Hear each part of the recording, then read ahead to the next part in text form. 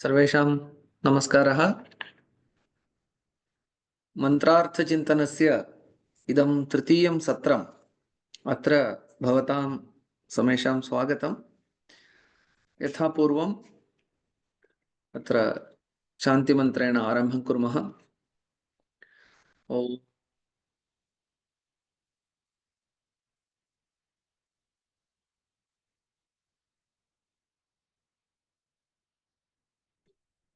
सद्गुरुभ्यो वीर्यङ्करवावहै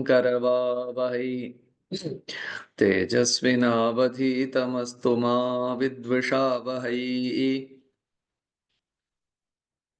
ॐ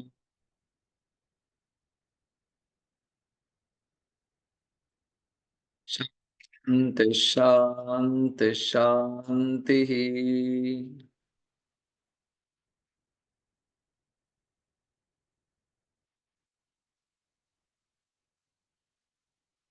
वयम् इदानीं तत्र शन्नो मित्रशं वरुणः इत्यस्य शान्तिमन्त्रस्य अर्थचिन्तनं कुर्वन्तः स्मः। तदेव अनुवर्तयामः। गते पर्याये अस्माभिः तत्र शन्नो मित्रशं वरुणः इति एकस्य वाक्यस्य अर्थविवेचनं कृतम्। तत्र विशिष्य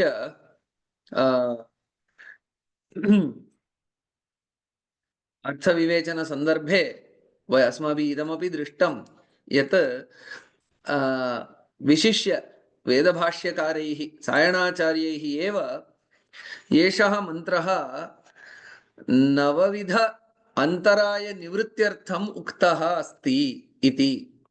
तदपि नवविध योगान्तराय निवृत्त्यर्थम् उक्तः अस्ति। व्याधिः, स्त्यानं, संशयः, प्रमादः, आलस्यम्, अविरति, भ्रान्तिदर्शनम्, अलब्धभूमिकत्वम्, अनवस्थितत्वम् इति एते ये चित्तविक्षेपाः योगान्तरायत्वेन, अन्तरायो नाम विघ्नः,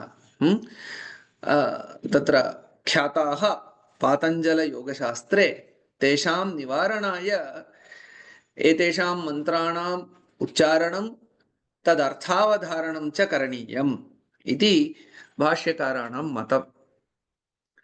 अत्र विशिष्य अस्माभिः मित्रः इत्यस्य विषये दृष्टं। मित्रो नाम अह्नः प्राणस्य च अधिष्ठाता, दिवासमयः तथा च प्राणशक्तिः, एतयोः अधिष्ठाता मित्रः इति दृष्टं गतपर्याये। इदानीं शन्नो मित्रः शं वरुणः इति। वरुणः द्वितीयः देवः यः प्रार्थ्यते अस्मिन् मन्त्रे। वरुणः कः इति चेत् स्वयं भाष्यकाराः वदन्ति रात्रेः अपानस्य च अधिष्ठाता, रात्रिकालस्य अपानस्य च अयं तत्र स्वामी भवति इति। सो रात्रिकालस्य अपानस्य च सुखहेतुः भवतु वरुणः इति। रात्रिकाले अपानवृत्तौ च सुखं भवतु अस्माकं, तदर्थं वरुणः अनुगृह्णातु इति प्रार्थना। यथैव दिवासमये अस्माभिः सक्रियैः भवितव्यं, रात्रिकाले अस्माभिः उपशान्तैः भवितव्यम्। एतदत्र अत्यन्तं विशिष्टम्। सामान्यतः अस्माकं सर्वदापि प्रवृत्तौ किं कर्तव्यं, तत् कथं कर्तव्यम्, एतत् कथं कर्तव्यम् इति प्रवृत्तौ तत्र इति कर्तव्यता विषये चिन्तनं भवति। परन्तु निवृत्तिः अपि प्रतिदिनम् अनुभवितव्या इति अस्माकं शास्त्रमेव निर्दिशति। तर्हि दिवासमयः कदा सुखहेतुः भवति? यदि रात्रिकालः उपशान्तः शान्तिं प्रयच्छति तदा अग्रे अस्माभिः सक्रियैः सम्यक् भवितुं शक्यते। अतः एतत् सर्वं एतस्य सर्वस्यापि विवेचनं, सो देर् बैलेन्स् अस्ति उभयत्रापि।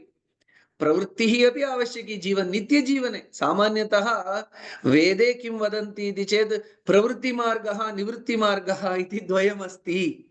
प्रवृत्तिमार्गः गृहस्थानां, निवृत्तिमार्गः सन्न्यासिनाम् इति वदन्ति। तत् सत्यं, परन्तु जीवने अपि यदि प्रातः प्रवृत्तिः सायं निवृत्तिः तदपि अनुभवितव्य, सापि तत्र आत्मसात् कर्तव्या। अतः रात्रिकाले अस्माकं मनः निवृत्तिम् अन्विच्छतु इति एकः अत्यन्तं मुख्यः विषयः। अहं बहुत्र पुनः सेल्फ हेल्प बुक इत्यादि वयं यदा पश्यामः, कार्यालय समयानन्तरं कार्यालये कार्यस्य समाप्तिर्भवतु, सार्धपञ्चवादने समाप्तं चेत् समाप्तं ततः निवृत्तिः। 24 घण्टा कालमपि वयं पूर्णतया तत्र कार्ये एव न यापयामः। मनः विश्रान्तं, जीवनं किमर्थं? शान्त्यर्थं, सुखार्थं। तर्हि अत्र निवृत्तिः अपि आवश्यकी। निवृत्तिः नाम कार्यात् केवलं निवृत्तिः न, अन्येभ्यः विषयेभ्यः अपि निवृत्तिः। तदा आत्मोन्मुखता तदपि अनुभवितव्या। अत एव सन्ध्याकालः भवति, सन्ध्यायाम् अनुष्ठाय तदनन्तरं विशेषेण तत्र मनः प्रवर्तनीयं नास्ति। यस्मिन् कस्मिन्नपि शान्ततया तत् भवितव्यम्। अतः तत् स्मारयति वरुणः इति। वरुणः रात्रिकालस्य अधिष्ठाता। जलं वरुणः, तत्र वरुणः सामान्यतः जलाधिपतिः। शीतस्पर्शवत्यः आपः इति तर्कशास्त्रमपि वदति। यदा वयं वरुणं स्मरामः, ओ मनः शीतं भवेत्। एकः योगवासिष्ठश्लोकः अपि स्मृतिपथम् आयाति। अन्तः शीतलतायां हि लब्धायां शीतलं जगत् अन्तस्तापोपतप्तानां दावदाहमयं जगत् इति योगवासिष्ठे अस्ति। अन्तः यदि शैत्यमस्ति, इदानीं शैत्यकालः बहिः, परन्तु अन्तः शैत्यं सम्पादनीयम्, अन्तः शीतलता सम्पादनीया। येषां मनः शीतलं तदा शीतलं जगत्, जगदपि शीतलं भवति। परन्तु अन्तः तापोपतप्तानाम्, अन्तः मनसि नानाविध रागद्वेष अभिनिवेश कामक्रोधादयः यदि तत्र प्रतपन्ति, तर्हि समग्र जगदपि दावदाहमयः इति। दावदाहो नाम वन, फारेस्ट फायर इति उच्यते खलु। एवं it is as if the entire world is engulfed by forest fire इति उच्यते। अतः वरुणः जलाधिपतिः अत्र रात्रिकालस्य अधिष्ठाता अन्तः शीतलतां स्मारयति। अतः यदा वयं वरुणं स्मरामः, ओ मम सायंकालः शान्तिपुरस्सरं शीतलतापुरस्सरं प्रवृत्तो भवतु इति प्रार्थना। यदा प्रार्थना भवति क्रमेण तत् क्रियान्वयनं भवति। अनन्तरम् एतत् कार्यार्थम् एवं पश्यन्तु, तत्र अयं प्रवृत्तिकालः, अयं निवृत्तिकालः। एवमेव प्राणः अस्मभ्यं शक्तिं ददाति। प्राणवृत्तिः बाह्यप्रपञ्चात् अस्मभ्यं ऑक्सीजन इति उच्यते खलु, तत् शक्तिं ददाति। अपानो नाम कः इति चेत् तत्र हृदि प्राणः, गुदे पानः, गुदे अपानः इति एनस् इति उच्यते खलु। अस्माकं विसर्जन इन्द्रियं, विसर्जन इन्द्रियस्य प्रवृत्ति कारणं भवति अपानं। वयं विषयं संगृह्णीमः, भोजनादिकम् आहारादिकं स्वीकुर्मः, स्वीकृत्य शरीरार्थं यद् अपेक्षितं तत् असिमिलेट् कृत्वा तत् आत्मसात् कृत्य अवशिष्टं त्यक्तव्यं। तत्र त्यागार्थम् अपानवृत्तिः कार्यं करोति। तत्र नाभ्यधः गुदप्रदेशे, लोयर् अब्डामिनल रीजन इति उच्यते खलु, तत्र विशिष्य योगशास्त्रानुसारम् अपानवृत्तेः कार्यम् अस्ति। तर्हि रात्रिकालः इस् टु लेट् गो, अपानवृत्तिः अपि to let go the impurities. So very very symbolic अत्र अस्ति।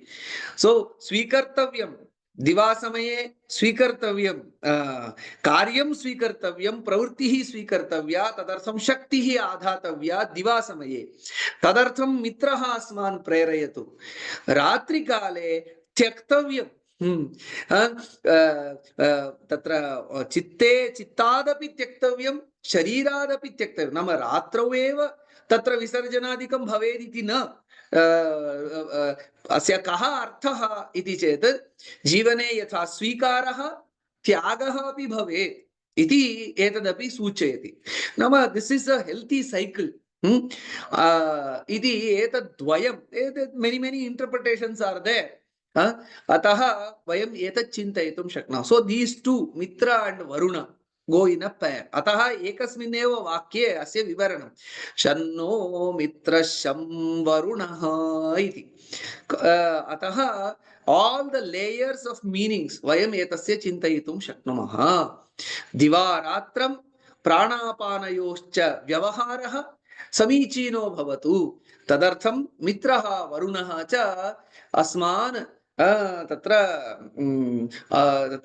अस्माकम् अनुग्रहं मित्रस्य सकाशात् वरुणस्य सकाशात् च तत्र अनुग्रहः प्राप्तः भवतु इति प्रार्थना These are two fundamental activities of life.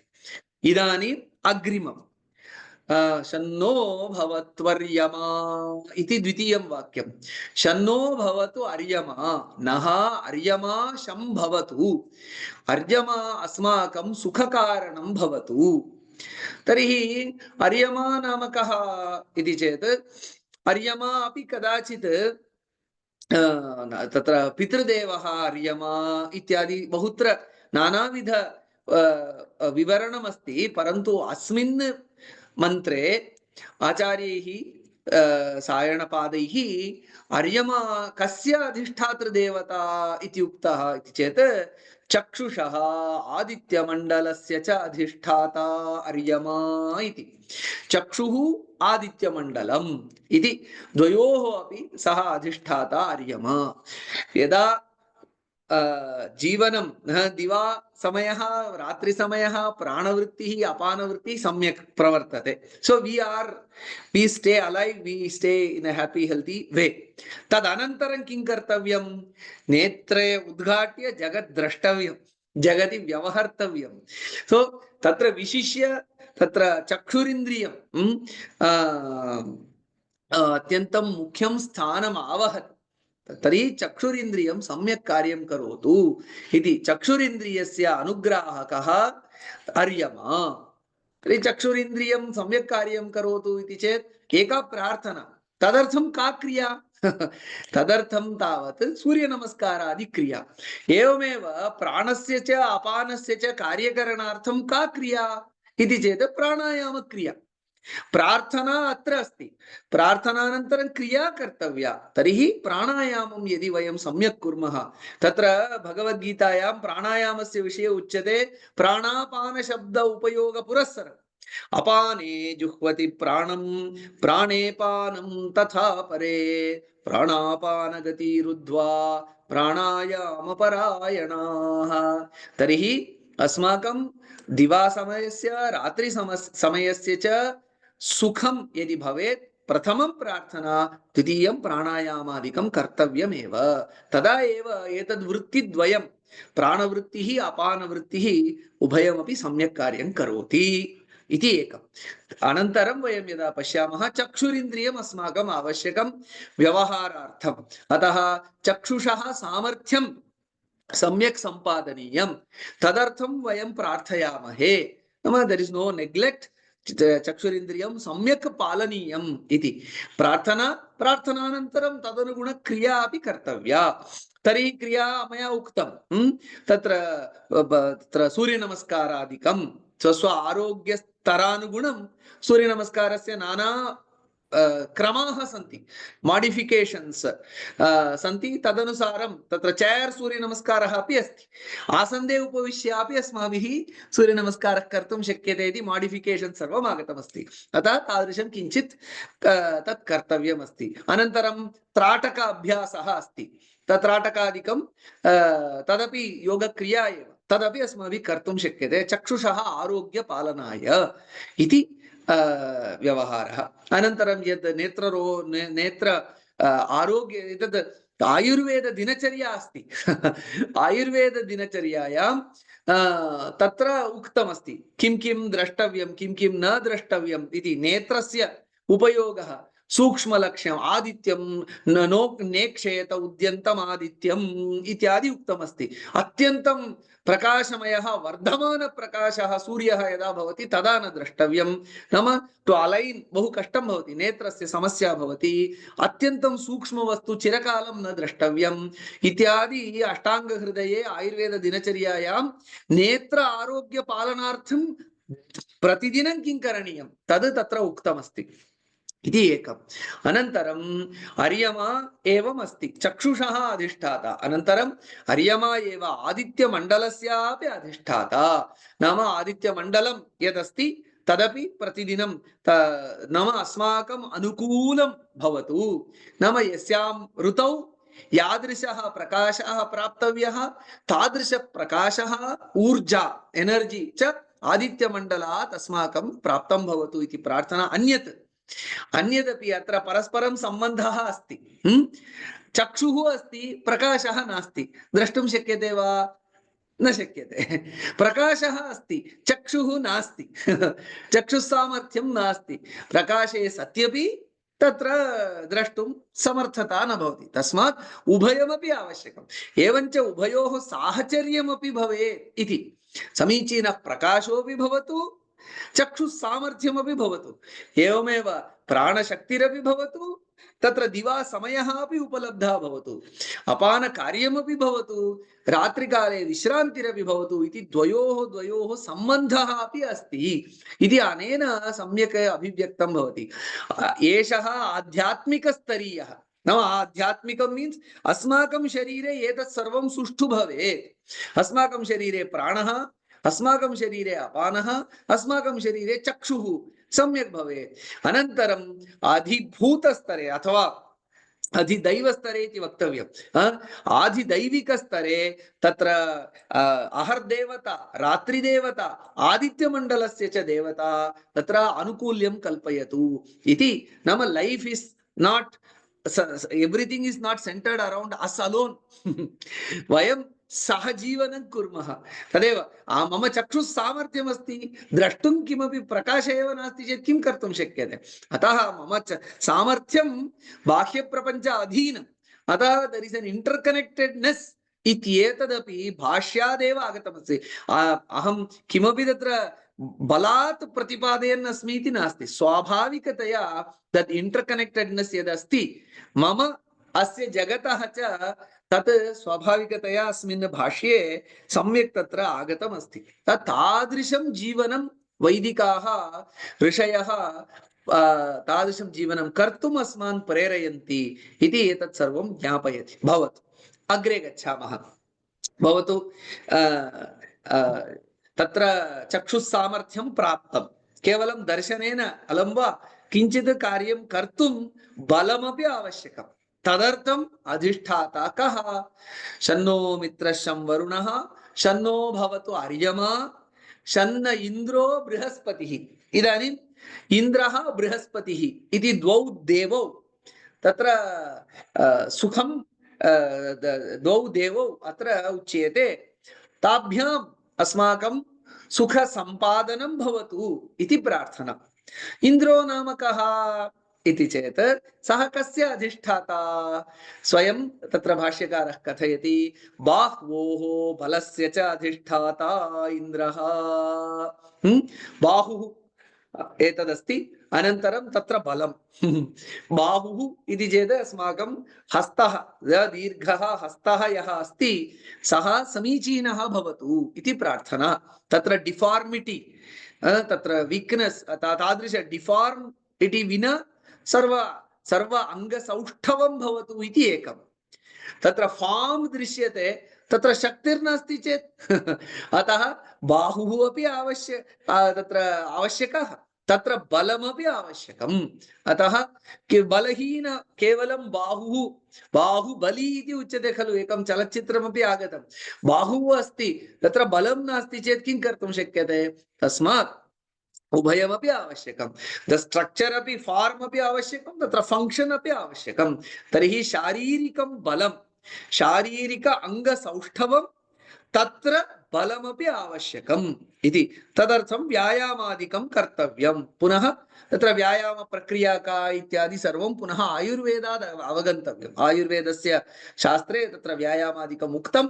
अन्यत् लोके अपि अस्माभिः ज्ञातुं शक्यते, यद् मम वयोनुगुणं यः व्यायामः तत्र कर्तव्यः, सः अवश्यमेव कर्तव्यः। एतद् भगवद्गीतायामपि युक्ताहारविहारस्य युक्तचेष्टस्य कर्मसु युक्तस्वप्नावबोधस्य योगो भवति दुःखः इत्युक्तम्।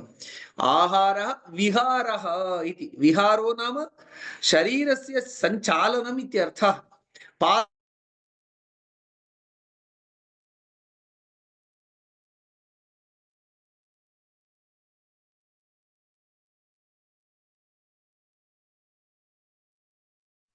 शरीरस्य सञ्चारः करणीयः। स्वयम् आचार्याः शङ्कराचार्याः एव तत्र पूजनीयाः, परिव्राजकाः ते समग्रं भारतम् अटितवन्तः। तादृशं सक्रियत्वं ऊहितुमपि न शक्यते तस्मिन् काले। तस्मात् बाहोः तत्र वैकल्यं तु भगवद्दत्तं भवेत्। अन्यत् तत्र बलस्य पूरणं कस्य कार्यम्? बलस्य पूरणम् अस्माकं कार्यं। तदस्माभिः कर्तव्यं व्यायामादि कार्येण। इन्द्रः तत्र बलं स्मारयति।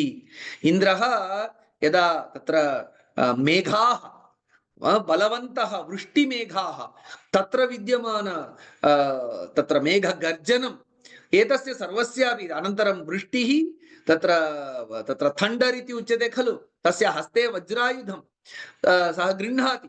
अतः तत्सर्वमपि सः इन्द्रः अत्यन्त देवश्रेष्ठः बलिष्ठः अपि। तस्मात् इन्द्रः तादृश बलवान् वज्रायुधधर वज्रपाणिः वज्रहस्तः पुरन्दरः इति उच्यते। तस्मात् स्वयं बलस्य मूर्तरूपः अस्ति इन्द्रः। तस्मात् वयं तत् बलं प्रार्थय बलमुपास्व इत्येव उपनिषद् वाक्यमपि अस्ति। नायमात्मा बलहीनेन लभ्यः। न अहं तु आत्मज्ञानार्थं मम जीवनं करोमि इति वदति चेदपि स्वयम् उपनिषद् वदति न अयम् आत्मा बलहीनेन लभ्यः। यः कश्चित् बलहीनः दुर्बलदेहः सः सः किम् उपविश्य ध्यानं कर्तुं शक्नोति? चिरं निश्चिन्ततया चिन्तयितुं शक्नोति? नास्त्येव। तस्मात् निवृत्तिमार्गगतैः अन्यकार्यपरैः अपि शरीरे यद् बलम् आवश्यकं, शरीरयात्रापि च ते न प्रसिद्ध्येद कर्मणः। शरीरयात्रा निर्वहणार्थं यावत् बलं तत् सम्पादनीयमेव। तद् व्यायामादिभिः सिद्ध्यति। तस्य स्मारकः इन्द्रः देवः अनुग्राहकश्च तं स्मरामः इति सः सुखहेतुः भवतु। अस्तु, शरीरबलं पर्याप्तं वा इति चेत् न। बृहस्पतिः अपि आवश्यकः। शन्न इन्द्रो बृहस्पतिः, इन्द्रेण समं झटिति बृहस्पतिः अपि आवश्यकः। बृहस्पतिः कः इति चेत् वाचि बुद्धौ बृहस्पतिः इति स्वयं सायणाचार्याणां भाष्यवचनं। नाम वाक् सामर्थ्यं बुद्धि सामर्थ्यं द्वयोः अपि अधिष्ठातृदेवता तत्र बृहस्पतिः भवति। तत्र बृहस्पतिः अस्माभिः ज्ञायते एव, सा देवगुरुः इति प्रसिद्धः, देवानामेव गुरुः। तादृशः अत्यन्तं बुद्धिं सः चोदयति, प्रेरयति बृहस्पतिः। नाम लोके अपि वयं पश्यामः ग्रहेषु, नाम सूर्यं परितः अटन्तः ये ग्रहाः भवन्ति तेषु अत्यन्तं प्रकाशमयः बृहस्पतिः एव। तस्मात् प्रायः बृहस्पतिः तत्र बुद्धेः तत्र प्रकाशमानत्वात् अत्यन्तं विशिष्टतया प्रकाशमानत्वात् आकाशे, तर्हि सः तत्र बुद्धिप्रतिपादकः, बुद्ध्यर्थम् अधिष्ठातृदेवता इति प्रायः अस्माकं प्राचीनाः उक्तवन्तः स्युः। तदनन्तरं पुराणेषु वयं तं देवगुरुत्वेनापि पश्यामः इति तत्र तस्य सम्बन्धः अस्माभिः कल्पयितुं शक्यते। अत्रापि वयं पश्यामः वाक् बुद्धिः द्वयमपि।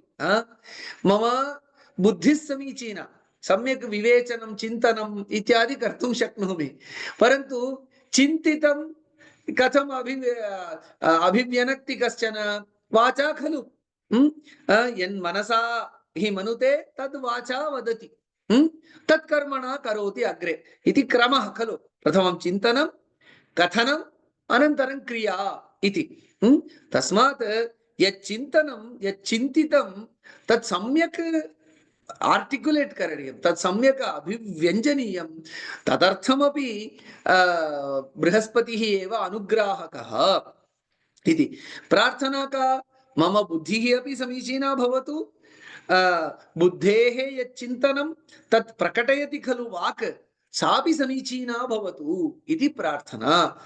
कश्चन बहु भाषते, परन्तु तत्र सत्वमेव नास्ति, वस्तु एव नास्ति, तत्र सारः एव नास्ति इति चेत् किं वयं वाचालो बहुगर्ह्यवाक् इति, नाम बहु वदति, सा केवलं वाचालः भवति, वाचो विग्लापनं हि तत् इति उपनिषत्स्वपि गर्ह्यते। किमपि आलपति तत्र अर्थः एव न भवति, तथापि न भवेत्। अस्माकं वाचः सर्वदापि तत्र बुद्धिप्रेरिताः, सत्यः तत्र पुष्टाः भवेयुः इति प्रार्थना।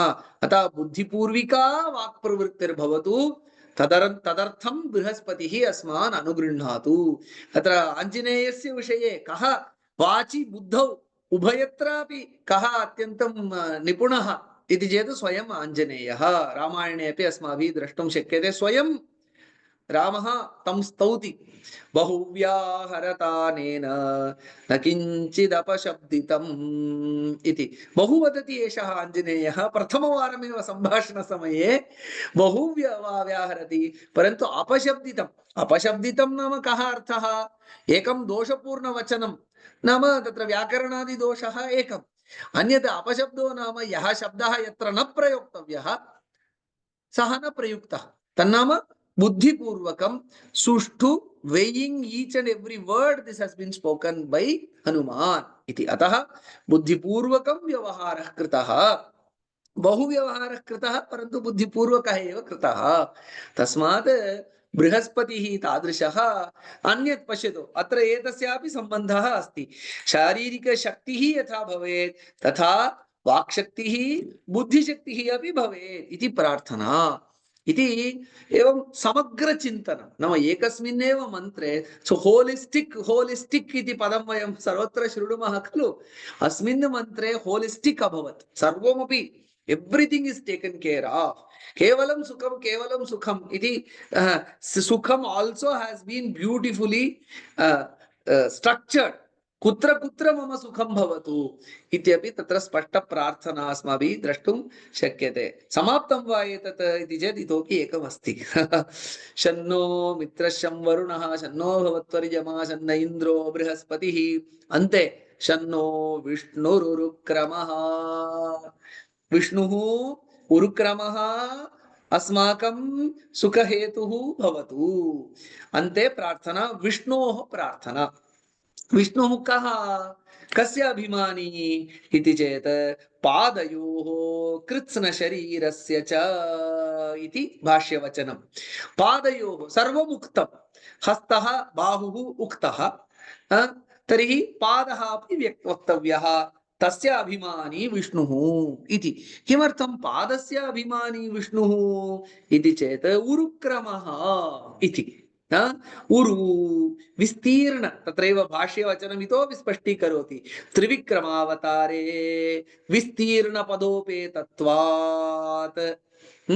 इति।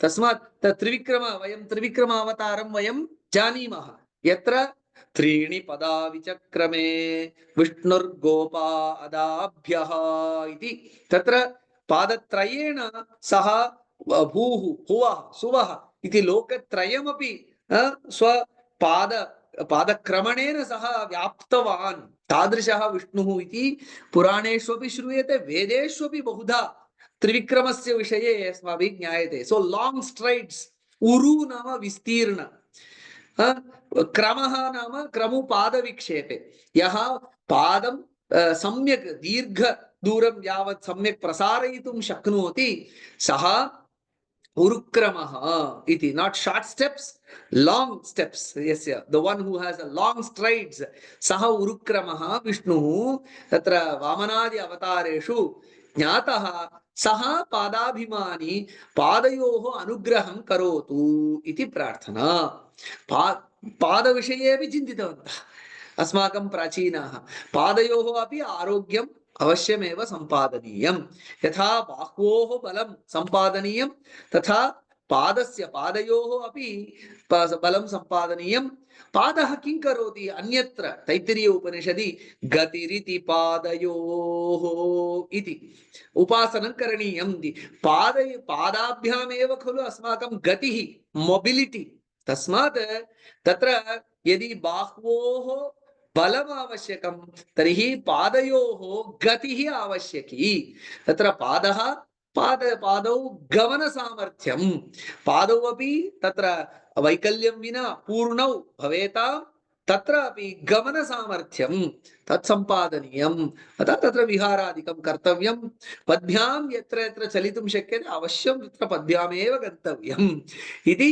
तदर्थम् अपि विष्णुः प्रार्थ्यते अथवा कृत्स्न शरीरस्य अभिमानी विष्णुः समग्र शरीरस्य कृत्स्न नाम समग्र शरीरस्य प्राणादिषु अवयवेषु अभिमानिनां मित्रादीनां उक्तत्वात् अवयविनी कृत्स्न देहे अभिमानी विराट पुरुषः परिशिष्यते स च उरुक्रम शब्देन अभिधीयते ब्रह्मांड देहोपेतत्वेन सर्वव्यापित्वम् उरुक्रमत्वम् इति another interpretation अत्र दीयते नाम उरुक्रम शब्देन पादक्रमणमपि एकः अर्थः वस्तुतः किं कृतवान् भगवान् विष्णुः समग्रं जगद् व्याप्तवान् खलु पादत्रयेण समग्रं जगद् व्याप्तवान् तर्हि समग्रं जगद् यथा व्याप्य सः वामनावतारः विष्णोः तिष्ठति एवमेव विष्णुः समग्रं शरीरं व्याप्य तिष्ठति अन्तर्बहिश्च तत्सर्वं व्याप्य नारायण स्थितः इत्यपि मन्त्रः अस्माभिः पठ्यते तर्हि उरुक्रमः इति विशेषणं यदस्ति तेन पादसामर्थ्यं यथा तथा व्यापनशीलत्वम् अपि ज्ञातुं शक्यते विष्णु शब्दस्यापि प्रयुक्तत्वात् विष्णु शब्दस्य का विषु व्याप्तौ इत्येव धातुः यः व्यापनशीलः देवः यः सर्वव्यापी सः विष्णुः इति तर्हि तत्र भाष्यवचनं किं वदति प्रत्येकम् अभिमानी देवताः उक्ताः मित्रादीनाम् उक्तत्वात् प्राणादिषु अवयवेषु अभिमानिनां मित्रादीनाम् उक्तत्वात् individual limbs have been spoken मित्रः वरुणः अर्यमा इन्द्रः बृहस्पतिः इति परन्तु सम टोटल अस्माकम् अवयवाः सन्ति अवयव सहितः अहम् अवयवी they have to all function together cohesively they have to be knit together as a unit so tadapi आवश्यकं वैयक्तिक सामर्थ्यम् एकं सामूहिकं संयुज्य कार्यकरणम् एकं तदर्थमपि अस्माकं तत्र विष्णुः अनुग्राहकः भवतु एतत् सामाजिक तत्त्वमपि अत्र उक्तमस्ति समाजे एकैकापि व्यक्तिः समर्था भवेत् अवयवभूता अवयवभूता सर्वेपि मिलित्वा एकम् उद्देश्यं मनसि निधाय अहम् अस्मिन् अवयविनि अवयवभूतः अस्मि I am a part of this whole what is my contribution अतः तथापि चिन्तनीयम् इति तस्मात् तस्य अनुग्राहकः कः विष्णुः अवयविनि यथैव होलिस्टिक् इति इदानीमेव उक्त्वा मया समापितं। सो बहुत्र इण्डिविजुवलि पश्यामः चेदपि it covers everything and finally it is all knit together as one unit.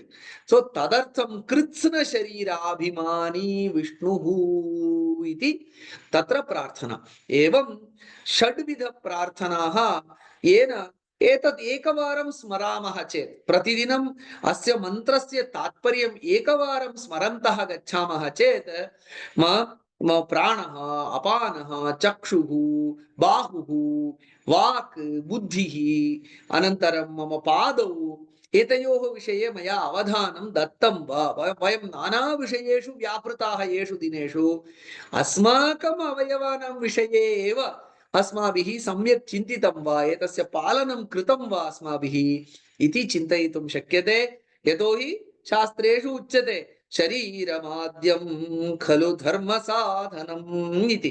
तर्हि इदं यदि सम्यक् न पाल्यते तर्हि कः धर्मः कः मोक्षः?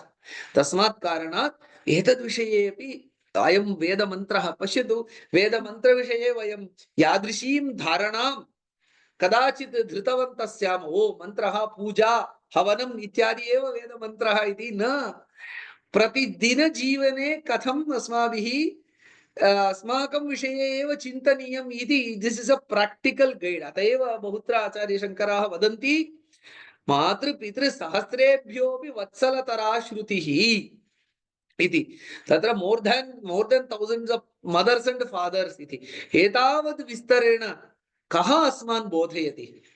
अतः तादृश विचारः वेदस्य अत एव मन्त्रार्थः उच्यते, मन्त्रार्थचिन्तनं करणीयम् इति। मूलतः एतदेव अस्य मन्त्रस्य तात्पर्यम्। एतदेव वैदिकं जीवनं। कश्चित् वैदिकं जीवनं यापयति, वेदिक वे ऑफ लाइफ इति वदन्ति खलु। वेदिक वे ऑफ लाइफ मध्ये एतत् सर्वमपि अन्तर्भवति। This is holistic Vedic complete Vedic way of life. एतदर्थं यद्यद् आनुकूल्यं तत्सर्वं यदि संयोज्य क्रियते तदेव वैदिकं जीवनम् इति वक्तुं शक्यते। अयं शान्तिमन्त्रस्य प्रथमः भागः। पुनः अपि मया आरम्भे यदुक्तं तद् स्मार्यते। शान्तिमन्त्रः कुत्र पठ्यते इति चेत् एकस्य कार्यस्य आरम्भे सर्वविध शमनं भवतु। विशिष्य अयं शान्तिमन्त्रः उपनिषत् पाठारम्भे अस्ति। शिक्षावल्ली इति तैत्तिरीय उपनिषदः आरम्भे अस्ति। तर्हि यदा सर्वविध शान्तिः ईदृशी प्राप्यते तदा मनः प्रसन्नम् अविचलितं भवति। पठनादि कार्यम् अस्माभिः सम्यक् अनुवर्तयितुं शक्यते। तदर्थम् आदौ अस्य शान्तिमन्त्रस्य पठनं। शान्तिमन्त्रस्य एकः भागः कृतः। द्वितीयः भागः अस्ति नमस्ते वायो त्वमेव प्रत्यक्षं ब्रह्मासि त्वामेव प्रत्यक्षं ब्रह्म वदिष्यामि ऋतं वदिष्यामि सत्यं वदिष्यामि तन्मामवतु तद्वक्तारमवतु अवतु माम् अवतु वक्तारम् इति द्वितीयः भागः। ओम शान्ति शान्ति शान्तिः इति तृतीयः भागः। तत् वयं पश्यामः। इदानीं द्वितीय भागे अवधानं दद्मः। पश्यन्तु, पूर्वं यदुक्तं शन्नो मित्रशं वरुणः इत्येतदारभ्य उरुक्रमः शन्न इन्द्रो शन्नो विष्णुरुक्रमः इति यदुक्तं तद् पाठारम्भे वक्तव्यम् इत्यपि सम्प्रदायः यः अस्ति तदपि स्मर्तव्यम्। तर्हि एजुकेशन सिस्टम मध्ये एतद् योजनीयम् इत्यर्थः। यस्मिन् विद्यालये मित्रः वरुणः अर्यमा इन्द्रः बृहस्पतिः विष्णुः इति येषां षण्णाम् अधिष्ठात्र देवतानां ताः देवताः याः शक्तिः पालयन्ति तासाञ्च शिक्षणं दीयते। That is the complete education इति खलु। पाठारंभे एतत् सर्वं भवेत् इति चेत् न एतत् education should prepare a person with all these. तदा सः whatever profession सः स्वीकरोति सम्यक् कर्तुं शक्नोति. So there is an educational dimension also. Education जीवनस्य जीवने सुखार्थमपि यदस्ति तदपि कर्तव्यं. सोऽपि अंशः अस्य मन्त्रस्य पठनेन ज्ञातुं शक्यते. विद्या या सम्पाद्यते विद्यायाम् एते सर्वेपि अंशाः यः विद्यालयक्रमः अस्ति तत्र एते षडंशाः अपि सन्ति वा इत्यपि अवलोकनीयम् इति इदमपि तात्पर्यं नाम as we think so many layers so many implications अस्माभिः डिरैव् कर्तुं शक्यते. अस्तु प्रथमः भागः समाप्तः. द्वितीयभागे किम् अस्ति इदानीं तत्र द्वितीयभागस्य कथनवेलायाम् अवतरणिका भाष्ये आचार्याः कथयन्ति अथ तेषां देवानाम् अन्तर्यामित्वेन प्रेरकं यत्परं ब्रह्म तदेतत् नमस्क्रियते. तर्हि एते सर्वेपि देवाः सन्ति. मित्रः वरुणः आर्यमा इन्द्रः बृहस्पतिः विष्णुः इति. एतेषां देवानामपि अन्तर्यामी कः? अन्तर्यामी नाम अन्तस्तत्त्वभूतः अन्तःसत्त्वभूतः कः अस्ति? ब्रह्म एव अस्ति. ब्रह्मतत्त्वं चैतन्यं कान्शियस्नेस् इति यदुच्यते तद् कान्शियस्नेस् विना चैतन्यं विना एते देवाः स्वस्वकार्यं कर्तुं न शक्नुवन्ति. यथा उच्यते तत्र भयादस्याग्निस्तपति भयात् तपति सूर्यः भयादिन्द्रश्च वायुश्च मृत्युर्धावति पंचमः इत्यपि कश्चन मन्त्रः द्रष्टुभीषास्माद् वातः पवते भीषोदेति सूर्यः भीषास्मादग्निश्चेन्द्रश्च मृत्युर्धावति पंचम इति. एतेषां सर्वेषां मन्त्राणां तदेव तात्पर्यम्. अंतश्चैतन्यम् अस्ति इति कारणेन एते स्वस्वकार्याणि कुर्वन्ति.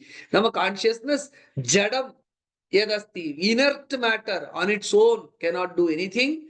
That the consciousness that is the indweller अंतर्यामी तद्विना एतेषां केवलं जडता खलु. एवमेव यथा उपकरणम् अस्ति तत्र विद्युत् नास्ति चेत् कार्यं करोति वा? दूरवाणी अस्ति तत्र चार्ज नास्ति चेत् किं भवति? तदेकं जडवस्तु तावदेव उपयोक्तुमेव न शक्यते. एवम् एते सर्वेपि देवाः सन्ति. एताः शक्तयः सन्ति. तेषां शक्तीनाम् अन्तःस्रोतः किं? ब्रह्म चैतन्यम्. इदं भारतीयं चिन्तनं. सर्वत्रापि तत्र मूलभूतं चैतन्यमेव भवति. तदेव ब्रह्मपदवाच्यं भवति.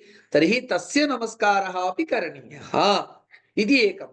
द्वितीयम् अस्या उपनिषत् पठनस्य किम् उद्देश्यम्? उपनिषत् पठनेन ब्रह्म ज्ञातव्यम्. ब्रह्म तत्त्वं बोद्धव्यम्. दि ऑब्जेक्ट ऑफ स्टडी. उपनिषत् पठितुं कश्चन आगच्छति चेत् उपनिषद् द्वारा किं ज्ञातुम् इच्छति कश्चन?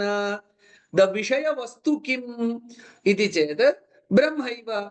तर्हि यदेव वस्तु अस्माभिः जिज्ञास्यते तस्यापि नमस्करणं कर्तव्यम्.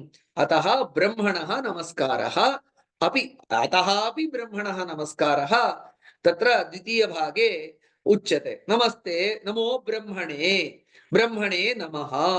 नाम यदेव अंतर्यामी तत्त्वं यदेव विजिज्ञासितं यदेव ज्ञातुमिष्टं तस्मै ब्रह्मणे नमः इति. अस्तु अग्रिमवाक्यं किं? नमस्ते वायो. ब्रह्मणः नमस्कारः कृतः अनन्तरं झटिति वेदः अस्मान् वायुमपि नमस्करोतु इति वेदः अस्मान् प्रेरयति. वायो ते नमः इति. किमर्थं? ब्रह्म कुत्र वायुः कुत्र? द्वयोः कः सम्बन्धः इति च स्वयं वेदः उत्तरति. त्वमेव प्रत्यक्षं ब्रह्मासि. हे वायो त्वं प्रत्यक्षं ब्रह्मासि. नाम वयं यदा चैतन्यम् इति वदामः कान्शियस्नेस् इति वदामः अनुभूयते.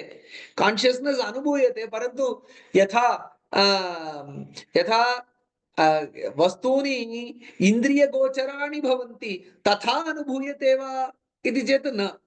अस्ति इति ज्ञायते परन्तु तत् टाञ्जिबिलिटी नास्ति.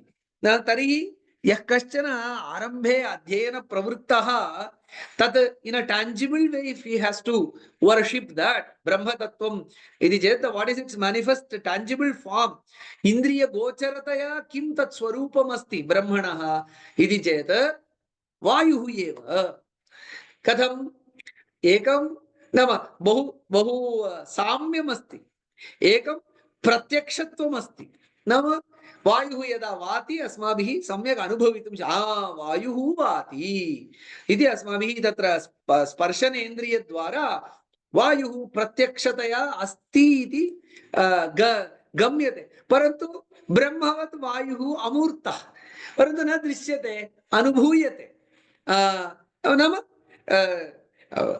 ब्रह्म इव कान्सेप्चुअली न अनुभूयते फिजिकली एव अनुभूयते अतः तथा अमूर्तता अस्ति किन्तु अनुभवगम्यत्वमपि अस्ति वायोः इति द्वितीयः अंशः अनन्तरम् अन्तर्यामित्वमपि अस्ति यथा स चैतन्यम् अन्तर्यामी इति उक्तं सर्वस्यापि शरीरे किमस्ति शरीरान्तः सञ्चारी वायुः प्राणः इति तर्कशास्त्रम् अस्माकं सर्वेषाम् अन्तः अपि सः वायुः अस्ति प्राणरूपेण अस्ति प्राणशक्तिरूपेण अस्ति तस्मात् सर्वेपि ये गुणाः बहवः गुणगणाः गुणस्तोमाः ब्रह्मणि सन्ति ते सर्वेपि इतोपि प्रत्यक्षतया अस्माभिः वायौ अनुभवितुं शक्यन्ते तस्मात् वायुः वायुं नमस्करोति कश्चन शिष्यः प्रवृत्तः ब्रह्म ज्ञातुम् उद्देश्येन यः प्रवृत्तः सः तस्य अनन्तरं सर्वव्यापित्वमस्ति यथा ब्रह्म अन्तर्बहिश्च इति उच्यते खलु बाह्यप्रपञ्चे वायुः सर्वत्र अस्ति नाम केचन प्रदेशाः वैक्यूम् इत्यादि त्यक्त्वा अन्यत्र सर्वत्र अपि वायुः अस्ति सो सर्वव्यापित्वम् अन्तर्यामित्वम् अमूर्तत्वं सर्वं सर्वविध साम्यम् अस्ति परन्तु प्रत्यक्षत्वम् अत्र नाम ब्रह्मणः अपि प्रत्यक्षत्वमेव यत् साक्षात् अपरोक्षं ब्रह्म इत्येव वाक्यमस्ति किन्तु तस्य झटिति ग्रहणं न भवति तत् कान्शियस्नेस् इत्येतत् किञ्चित् बुद्धिगोचरमेव दृश्यते तु अग्र्यया बुद्ध्या सूक्ष्मया सूक्ष्मबुद्धिभिः इति किञ्चित् प्रयत्नेन एव ब्रह्मणः तत्र साक्षात्करणं भवति किञ्चित् न बहु प्रयत्नेन तदपेक्षया झटिति तत्र वायोः अस्माभिः अनुभवः आस्वादयितुं शक्यः अन्यत् अयं ऋषिः कुत्र मन्त्रान् उच्चारयति within the four walls of the classroom na पूर्वं कुत्र पाठः भवति स्म वृक्षस्य अधः वटविटपि समीपे तत्र उपविश्य खलु पठन्ति तर्हि झटिति तस्य उदाहरणं तत्र प्रकृतेः वशादेव तद् ब्रह्मणः सतत्वं तत्र वायौ दृष्ट्वा तत् ब्रह्मत्वेन तदेव स्तौति अयं ऋषिः तस्मात् त्वमेव प्रत्यक्षं ब्रह्मासि इति वदति अतः तुभ्यं नमस्कारः अतः अहं वायुं नमस्करोमि इति अनन्तरं त्वामेव प्रत्यक्षं ब्रह्म वदिष्यामि अहं न केवलं भवान् हे वायो त्वं प्रत्यक्षं ब्रह्मासि भवतु अहं तत् मम वाचा उच्चारयाम्यपि अहं भवन्तं प्रत्यक्ष ब्रह्मत्वेन जानामि तदहं वदिष्यामि वदिष्यामि इति भविष्यत्कालवचनमस्ति परन्तु अहं वदामि इत्येव अत्र काल परिवर्तनं कृत्वा इदानीम् अहं वदन्नस्मि इति प्रार्थना नाम छन्दसि एते एतादृशाः प्रयोगाः भवन्ति वर्तमानकाले तत् परिवर्त्य अस्माभिः तद् अवगन्तव्यम् अनन्तरम् अहं वदामि खलु अहं यदिदं वदामि तत् कथं तद् मम कथनम् इति चेत् मम कथनं यदस्ति तद् ऋतं वदिष्यामि सत्यं वदिष्यामि इति अहं यदिदं भवतः प्रत्यक्ष ब्रह्मत्वं वदामि तद् ऋतं तत् सत्यम् इति अस्ति नाम अहं यत्किञ्चित् केवलं जनाः बहून् विषयान् वदन्ति श्लोकः अपि प्रसिद्धः अस्ति खलु मनस्येकं मनस्यन्यत् मनस्येकं वचस्येकं कर्मण्येकं महात्मनां मनस्यन्यत् वचस्यन्यत् कर्मण्यन्यत् दुरात्मनाम् इति मनसि किञ्चित् भवति मनसि अन्यत् भवति कर्मणि अन्यत् भवति वाचि अन्यत् भवति खलु तस्मात् तत्र मिस्अलैन्मेंट भवति अतः अन्तः कश्चन विचारः बहिः किञ्चित् लिप् सर्विस् इति उच्यते खलु अथवा केवलं तत्र शब्दैः स्तौतुमपि शक्नुवन्ति जनाः वितौट् द रियल् इंटेंट तथा नास्ति तत् प्रतिपादयितुं ऋतं वदिष्यामि सत्यं वदिष्यामि इति पदद्वयम् अत्र प्रयुक्तमस्ति यत् मम तव स्तवनं क्रियते तव स्तुतिः क्रियते तद् ऋतं तत् सत्यम् इति ऋतं सत्यम् इत्यनयोः कः भेदः किञ्चित् जागरूकतया अस्य विवेचनं करणीयम् these are all the problem areas जनाः किं कुर्वन्ति नानाविध तत्र प्रतिपादनं कुर्वन्ति वयं किञ्चित् भाष्यानुसारं पश्यामः चेत् विवक्षितस्य विद्यमानस्य अर्थस्य आदौ मनसा पर्यालोचनं ऋतवदनम् अनन्तरं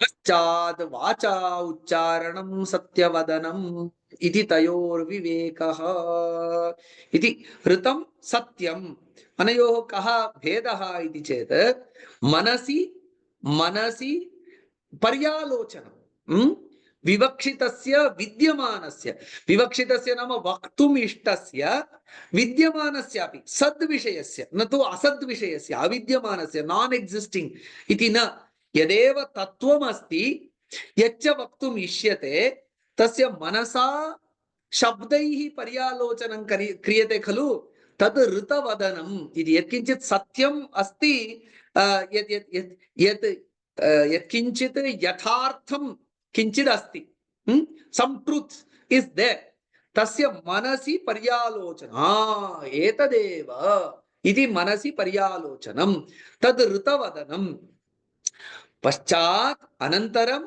तस्य वाचा उच्चारणं नाम यच्चिन्तितं तस्य वाचा अभिव्यञ्जनं सत्यम् इत्यर्थः अतएव जनाः बहून् विषयान् मनसि जानन्ति सर्वेष्वपि ऋतमस्ति अतएव कास्मिक ट्रूथ इत्यपि कदाचित् ऋतशब्दस्य नाम सर्वोपि सर्वस्यापि हृदयं जानाति किम् एकः श्लोकः अपि स्मृतिपथम् आगच्छति तत्र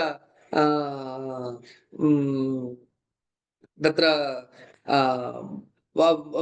हृदयं यमश्च कश्चन श्लोकः पुनः स्मरामि तत् कालान्तरे तत्र सर्वस्यापि हृदयं in any given circumstance in any given situation what is the truth iti asmakam manasi spashtam bhavati parantu yada vayam vaktum chintayamaha tada many a time that conviction will not be there nama manasi yadyat paryalochyate tat sarvam vaktavyam iti nasti parantu yat yada vaktavyam tad vaktavyam eva तत् सत्यमिति नाम एतद् इदं रामायणस्य कश्चन प्रसङ्गः this will make the context clear तत्र किमस्ति वाली हतः सुग्रीवः भोगरतः वर्षाकालः समाप्तः इदानीं युद्धोद्यमाय प्रयत्नः कर्तुं शक्यते तथापि सुग्रीवः इतोपि सुखभोगे अस्ति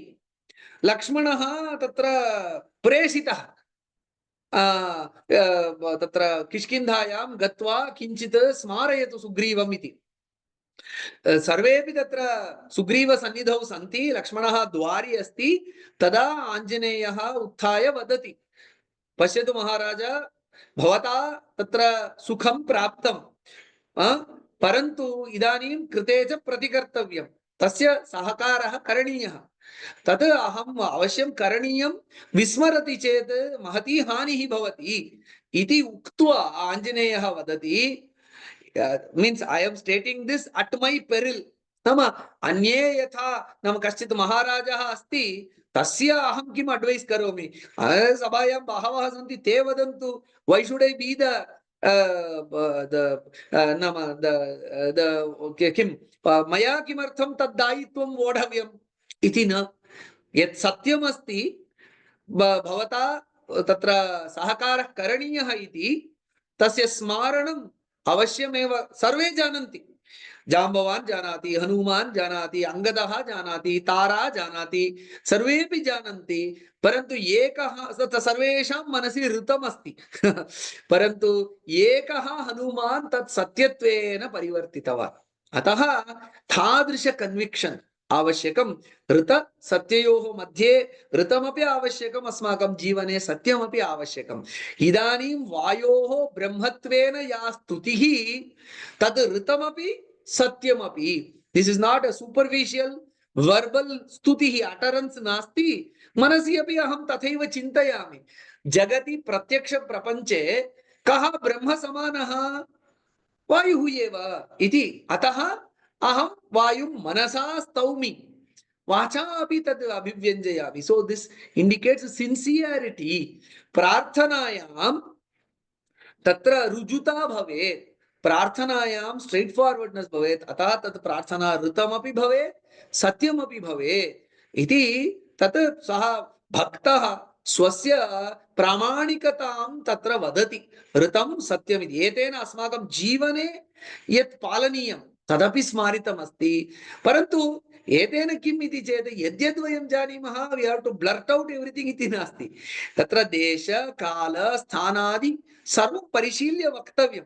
यद्भूतहितमत्यन्तं तत् सत्यमिति धारणा इति। अतः सर्वं हितं सर्वं विचिन्त्य, परन्तु यदा वक्तव्यं यच्च वक्तव्यं तद् वक्तव्यमेव। अतः ऋतं सत्यम् अस्माकं जीवने आवश्यकं। नाम this is for inner hygiene, inner health इति वदन्ति खलु, तथा आवश्यकं ऋत सत्ययोः। अन्यथा किं, सर्वदापि we will live in two worlds, तत् डैकाटमी भवति। तत् न भवेत्। एतेन सैकलाजिकल् प्राब्लम्स् भवति। अन्येषां पुरतः किञ्चित्, स्वस्य वैयक्तिकजीवने किञ्चित् इति भवति। अतः ऋतं सत्यं भवतु अस्माकं जीवने इति प्रार्थना। अत्र स्थगयामि। इतोपि द्वित्रवाक्यानि सन्ति, तद् विशेषेण वयं द्वित्रवाक्यानि अत्रैव अवतु माम् अवतु वक्तारम् इत्यादि अस्ति। ओम शान्ति शान्ति शान्तिः अस्ति। एतान् अंशान् वयम् अग्रिमकक्षायां दृष्ट्वा प्रथमं शान्तिमन्त्रम् अग्रिमकक्षायां समापयामः। अत्र मम वचनानां विरामं करोमि। नमांसि महोदय, अत्र अखिला अस्मि। प्रश्नः वर्तते। एतेषां मन्त्र उच्चारणार्थं काचित् वेला वर्तते वा? अस्मिन् समये वक्तव्यः एषः मन्त्रः इति। यथा उक्तम्, अयं शान्तिमन्त्रः वेदान्त सामान्यतः इदानीं सम्प्रदाये किम् अस्ति इति चेत् तत्र पाठारम्भे वक्तव्याः एते मन्त्राः। इदानीमपि अत्यन्तं विद्वांसः, साम्प्रदायिकविद्वांसः यदा शास्त्राध्ययनं कुर्वन्ति, दशापि शान्तिमन्त्रान् समुच्चार्य तदनन्तरम् ईशोपनिषत्, केनोपनिषत्, कठोपनिषत् इत्यादि पठन्ति। यदा यदा पाठः भवति, पाठारम्भे एतद् वक्तव्यम् इति एकः नियमः। नाम इदानीं सम्प्रदाये विद्यमानः। वयं यदा अर्थचिन्तनं कुर्मः, दिनस्य आरम्भे उक्त्वा आरम्भं कुर्मः चेत् समीचीनाः स्मृतयः भवन्ति, तत् पुरस्सरं जीवने मार्गदर्शनं भवति इति अस्माभिः द्विधा चिन्तनं कर्तुं शक्यते। अस्तु, तर्हि सायङ्कालवेलायाम् अपि वक्तुं शक्यते? शक्यते, शक्यते। सन्ध्याकाले विशिष्य यदा कदापि इत्यपेक्षया सन्ध्याकालः यदा भवति तदा मनः इतोपि किञ्चित् प्रशान्तं भवति। तस्मिन् समये यदा उच्यते इतोपि तस्य आत्मसात्करणं समीचीनं भवति। अत एव सन्ध्याकालाः चिताः सन्ति अनुष्ठानार्थमेव। तदेव उच्यते आयुर्वेददिनचर्यायामपि सन्ध्याकाले न अन्यत् कर्तव्यं सन्ध्याकाले अनुष्ठानमेव करणीयं। यदा तत्र विक्षेपाः शान्त, स्वयं प्रपञ्चः अपि, बाह्यप्रपञ्चे अपि कश्चन उपशमः भवति। So if we go with the flow, तदा absorption of what we want to absorb सम्यक् भवति। धन्यवादः महोदय। महोदय नमस्ते, वेङ्कटेशः। एकः प्रश्नः भवतः स्लैड् मध्ये विवक्षितस्य विद्यमानार्थस्यादौ मनसा पर्योचनं ऋतमृतवदनम् इति लिखितमस्ति तत् टैपो मिस्टेक् वा अथवा किमस्ति महोदय पुनः एकवारं वदतु। ऋतवदनम् इति स्थाने ऋमृतवदनम् इति अस्ति। पर्यालोचनं सत्यं टैपो टैपो अस्तु टैपो एव ऋतवदनम् इति। धन्यवादः महोदय रोशनी अस्ति आम् ऋतम् आर्जवं द्वयोः पदयोः समानार्थम् अस्ति वा?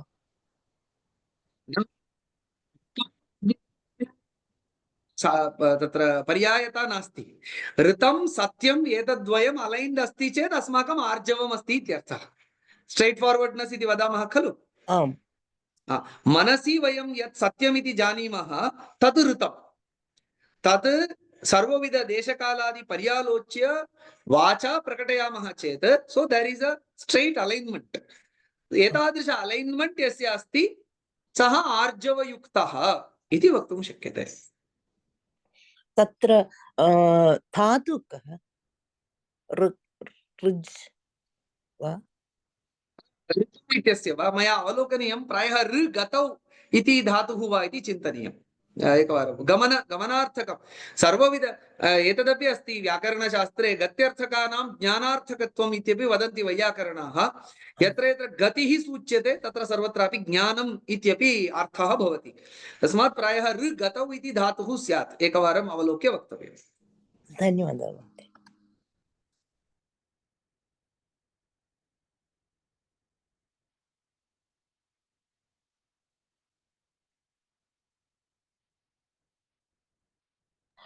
ऋजुत्वं स्ट्रैट राइट स्ट्रैट सत्यं।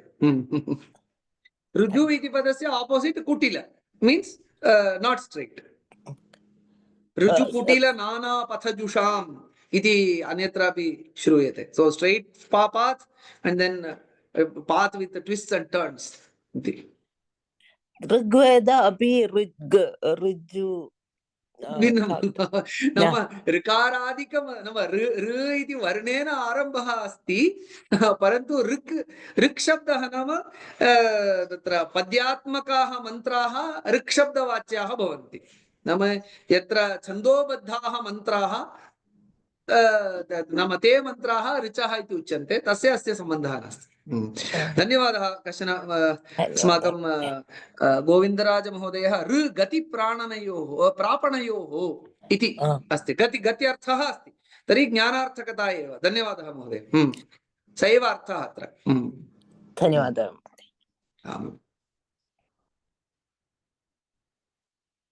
भवतः व्याख्यानं बहु सम्यक् अस्ति महोदय। अहं बहु आनन्दम् अनुभवामि।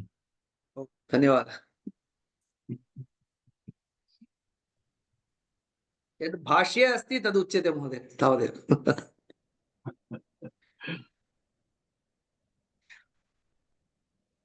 धन्यवादः महोदय बहु सम्यक् अस्ति। अस्तु तर्हि समापयामः महोदय। ओम सर्वे भवन्तु सुखिनः सर्वे सन्तु निरामयाः सर्वे भद्राणि पश्यन्तु मा कश्चित् दुःखभाग् भवेत्। ओम शान्ति शान्ति शान्तिः।